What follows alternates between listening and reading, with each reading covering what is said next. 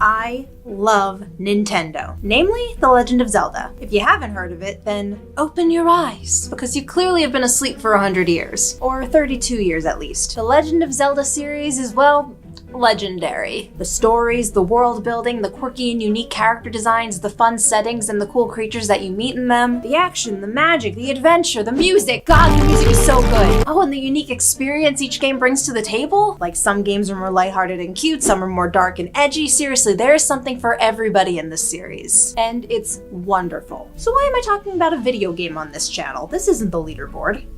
Subscribe. While I was live streaming on my Twitch the other day, not Zelda, but I will eventually, somebody in the chat brought up a fascinating question. Was The Legend of Zelda inspired by the Black Cauldron? I don't know. It's been over a decade since I've watched it, but a potential conspiracy where I can talk about both Nintendo and Disney? You're damn right I'm gonna cover it. I'm Ariel with Channel Frederator, and it's time to press start. So, alright, when talking about medieval, post-Tolkien fantasies like these two, by post-Tolkien, I mean any fantasy that's come out in the decades after the genre-defining Lord of the Rings was written, you expect to see all of the cliches. You've got your castles with kings and queens and other royalty. They have their knights and their heroes of all kinds, wielding their swords and shields. They're surrounded by fantastical creatures like fairies, dwarves, and elves. And they're all fighting powerful sorcerers and monsters and witches and goblins, and there's magic involved, and you know a dragon's gonna show up eventually, blah, blah, blah, blah, blah. You know what I'm talking about. All of these elements are fine and good. Great even. I love dragons. But it's what you do with these elements that makes your fantasy unique. And our claim today is that Nintendo's The Legend of Zelda drew inspiration from Disney's The Black Cauldron. When you think about what I just said about cliches, you could honestly make that claim about any two European-style fantasy stories, couldn't you? Before I get into the argument, maybe I should familiarize you with both of our subjects, at least a little. The very first Legend of Zelda game came out on the original Nintendo Entertainment System, or NES, in February of 1986. From your top-down perspective, you played as a little pixelated elf boy named Link, who was very suddenly dropped into an adventure. Games were very straightforward back then. As Link, the first thing you do is enter a cave, and the random old man says the famous phrase, "It's dangerous to go alone, take this!" Hands you a magical sword, and then you're off to save Princess Zelda from the evil King Ganon. There's a large map you get to explore, there are secrets to be discovered, monsters to fight, and your arsenal of different weapons you can choose to fight with. Frankly, you can tackle the different dungeons in any order you want if you're smart about it. And for a game of that time period, all this was pretty impressive. Now over time, it's grown so much bigger and grander. Now it's got this whole mythos and a history and a timeline. It has recurring characters that we love and beautifully iconic music that we're familiar with. As a person who got into the Zelda series by playing the later games, it's amazing to look back and see its foundation. You know, what Nintendo built upon. Somehow in 16 bits, the land of Hyrule still feels like home. And it's really cool. Now the Black Cauldron. It sucks. Fine, I'll be fair. So the movie, which was released in 1985, is based off of the first two novels of the series of books titled The Chronicles of Prydain. We follow this boy, Taran, who is the keeper of an oracle who happens to be a pig. He wishes he were a knight instead of a simple pig keeper. When the pig foresees that the movie's bad guy, the Horned King, is gonna come after her so she can show him where the Black Cauldron is, it's up to Taran to bring him into safety before the Horned King gets her. All I've got to say is, Taran, you had one job! That's not a spoiler. He picks up at the 15-minute mark. The Black Cauldron itself is a prison for an evil king, and for some reason that means that if you drop a dead guy into it, you can raise an army of skeletons and use them to take over the world. So Taran goes on a coming-of-age quest to stop the Horned King's evil plot with his friends Princess Alonwi, this bard guy with a name I can't pronounce, and this abomination. Alright, honestly, just get rid of Gurgi, and this whole movie would be so much easier to sit through. But it's not easy. It has Gurgi in it. The movie was a massive box office failure, and Jeffrey Katzenberg himself, that guy. Jacob, can you give me a little lightning strike at the mention of his name? Thanks. Jeffrey Katzenberg, who had just started his job as the head of Disney Animation at the time, has been quoted saying, "The story was a once-in-a-lifetime opportunity, and it was heartbreaking to see such wonderful material wasted." Honestly, after everything I've read, this is one of his nicer quotes. He hated this flick. But the source material is apparently way better, which is probably why it's on Disney's upcoming live-action movie list. They want to give it another shot. That being said, I'm not going to go into details about the Chronicles of Prydain books, because to be clear, our theory is that The Legend of Zelda pulled from the existing movie alone. Plus, being honest, I haven't read them. But hey, if anyone in the comments has read the books and has anything to add by the end of this video, by all means let us know. I'm curious. So here we are. We have two pieces of fantasy media, and they're both kind of doing their own thing. Where does the alleged overlap come from? Is it because there's a boy protagonist in both the game and the movie who wears green and wields a sword? Is it because there's also a blonde princess in pink and purple and they're all trying to stop an evil king from taking over? While some of that is a coincidence, that's just still your basic European style fantasy I was talking about earlier. At its core, you know, the hero, princess, evil king formula. That also describes Mario. When I sat down to watch The Black Cauldron for the first time as an adult, I was concerned that this was all I would have to back this theory up. But it surprised me. Not that it was better than I remembered. Oh god, no. I'm sorry, can you guys also leave in the comments why there's a cult following for this? It's aesthetics, right? It's gotta be aesthetics. No. It was the specific evidence I found to back up the theory. I'll walk you through my train of thought. My notes started out very unimpressed. I wrote down right at the start that they are both based on Welsh mythology, which, again, European fantasy, castles and dragons, it's a thing. The opening narration of Cauldron tells us the story of how the Black Cauldron was used to seal away their demon king. And yeah, Ganondorf is also a demon king who's been sealed away his fair share of times.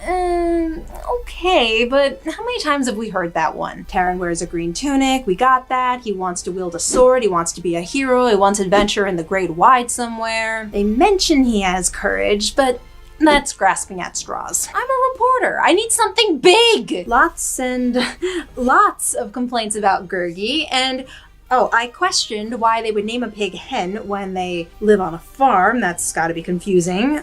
Here we go. So Princess Elanwi makes her way into the film. She's a blonde like Zelda, and she has a similar color scheme on her dress. I already knew her design going in, so that was no surprise, but what grabbed my attention was her floating, glowy orb companion. Dude, how random is that? See, if you're at least familiar with The Legend of Zelda Ocarina of Time and or its direct sequel Majora's Mask, you would know that Link runs around with a fairy friend who floats around his head the entire game. It's just a circle of light, an orb with wings. Elanwi's orb is just a little bauble of magic, and the movie eventually does show us actual fairies, but the orb was still sentient, and the way that it moved and acted reminded me so much of Link's fairy pals that I just couldn't ignore it. At that point I figured, that must be it. That must be why people compare the movie to the games. Nope.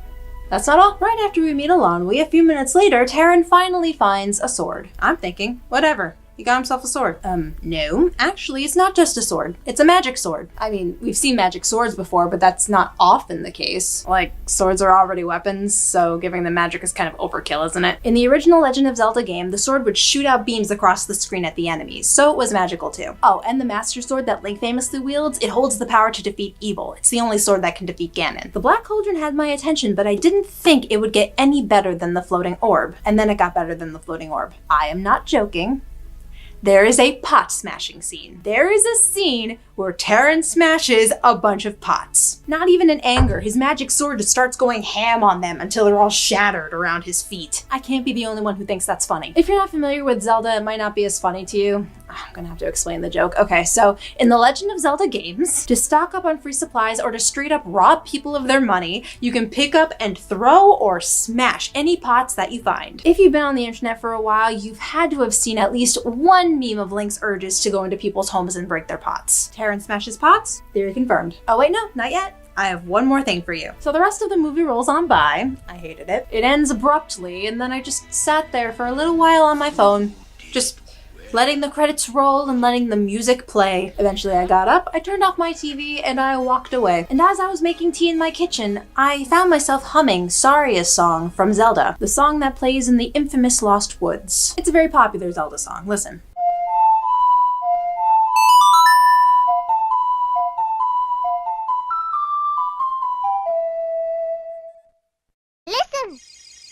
No, I don't want to talk to Saria. See, this was a moment of subconsciousness because in my mind, I was just humming the song that was playing during the Black Cauldron's credits because it was stuck in my head. And I was like, no, you're straight up humming Saria's song. That's not what they were playing on the TV. Wait, what? The Black Cauldron credits music uses the same 3 key notes as Saria's song. Listen to the two back to back and it sounds like one is trying to be an off-brand, trying not to get a copyright strike version of the other. Are you kidding me with that? Now, I know what some of you are already thinking. Let's get right into this.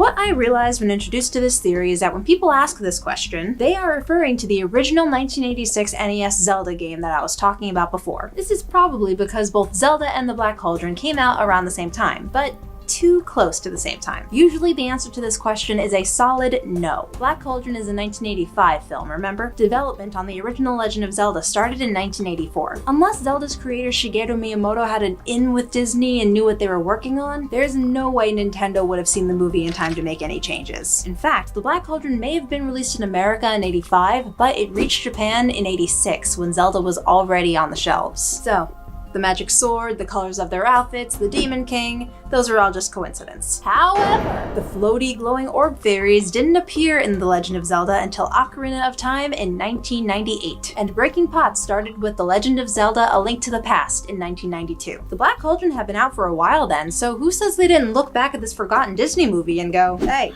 this movie tanked. I would care if we plucked out a few ideas, right? I am not here saying that anything was a ripoff. No, it's all inspiration for sure. Or again, just pure coincidence, because there is no surefire proof that this is the case. It's a 2 out of 5. Look, all I'm saying here is that fairies, specifically Navi the fairy, Saria song, and pot breaking are not just random, minor little details I plucked out to make this conspiracy work. These are all very iconic and reoccurring parts of these games that all fans are familiar with. And it's crazy interesting to discover that this could possibly be a piece of heritage for one of our favorite video games. Something new to put up onto the Zelda inspiration shelf right next to Miyamoto's childhood backyard exploration and Peter Pan. Hey, even if you don't buy it, it's always fun to talk Zelda, and I still got to wear the ears. In case you forgot, my name is Ariel, also known as R2 Ninja Turtle on the rest of the internet, and remember, Brother loves you.